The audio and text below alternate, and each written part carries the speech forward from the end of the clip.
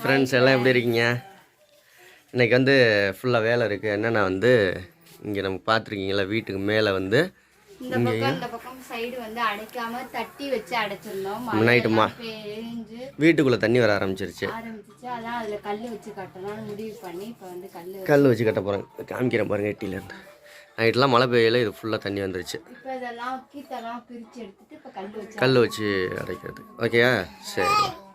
ஏய் நடந்துக்கிட்டு இருக்கு. இங்கே சிமெண்டெல்லாம் கலவை போட போகிறாங்க. ஏணி வாங்கிட்டு வந்து வச்சாச்சு. இந்த இடம் தாங்க. மழை பெஞ்சோன்னா நைட்டு அடித்து ஊற்ற ஆரம்பிச்சிருச்சு வீட்டுக்குள்ளே.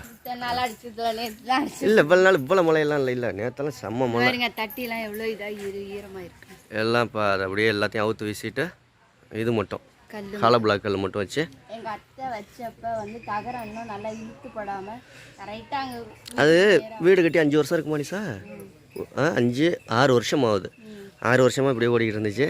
இப்போ தான் வந்து ஆமாம் ரைட். ஆமாம் எல்லாம் வந்திருக்காங்க. எல்லாம் வேலை பார்க்கலாம். சரி கல்லெல்லாம் தூக்கி கொடுப்போமா? என்னால் முடியாதாண்ணா.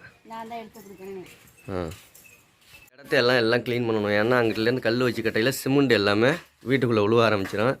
அதனால் கிச்சன் ஃபுல்லாக காலி பண்ணி அங்கிட்டு வைக்கணும்.